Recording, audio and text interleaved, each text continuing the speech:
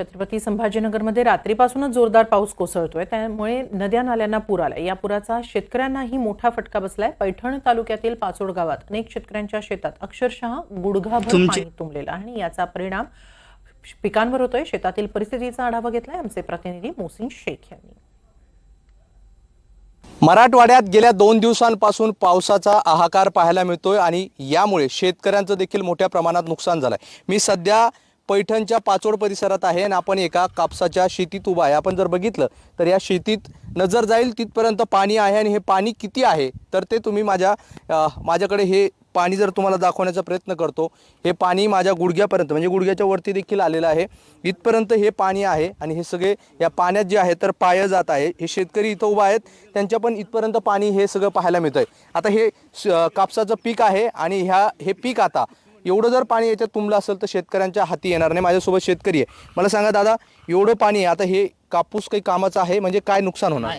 हे कापूस तर आता कामातूनच गेलाय, हे माल काही येणार नाही। जे पहिला माल हे आपल्या कैऱ्या पकलेल्या होत्या त्या काही आता येणार नाही। तर शासनाने आपल्याला यासाठी अनुदान द्यावं किंवा जी लाडकी बहीणसाठी जी योजना राबवली तशीच शेतकऱ्यासाठी शेतकरी योजना। ही सगळी परिस्थिती आहे। दादा मला सांगा, हे किती खर्च येतो या सगळ्याला ना आता काय हातात येणार आहे? एकरी समजा 30-35 हजार खर्च येतो। 30-35 हजार खर्च येऊन फवारण्या समजा सगळं व्यवस्थित करावं लागत बाकी आता तर काय बरं, ही सगळी परिस्थिती आहे। हे बघा, चालणं देखील अवघड आहे या शेतात आणि ही फक्त हे पाणी इथपर्यंतच आहे, इथंच नाही आहे तर हे संपूर्ण शेत जिथपर्यंत नजर जाईल आणि आतमध्ये जाणं अवघड आहे।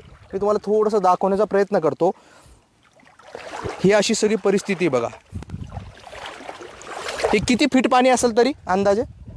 तरी 3.5 फूट 3 फूट हे पाणी आहे आणि हे झाड जवळपास संपूर्ण झाड हे पाण्यात बुडत आहे। आता आणखी जर थोडा पाऊस झाला तर हे झाडं देखील पाण्याखाली बुडतील आणि हीच सगळी परिस्थिती नजर जाईल तिथपर्यंत आहे। त्यामुळे शेतकऱ्यांचं मराठवाड्यात झालेल्या पावसामुळे किती नुकसान झालं आहे याचा अंदाज यातून येऊ शकतो आणि आता ह्या सगळ्या नुकसानीकडे शेतकऱ्यांच्या नुकसानीचं नुकसान भरपाई सरकार कशी देणार याची देखील प्रतीक्षा शेतकऱ्यांना आहे आणि हे पाणी आता शेतकऱ्यांच्यासाठी मोठं नुकसानदायक ठरतंय आणि तोंडा घाशी आलेलं हे सगळं घास आता शेतकऱ्यांच्या हातून जाणार आहे। व्हिडिओ जर्नलिस्ट कपिल जाधवसह मोहसिन शेख, NDTV, पाचोड, छत्रपती संभाजीनगर।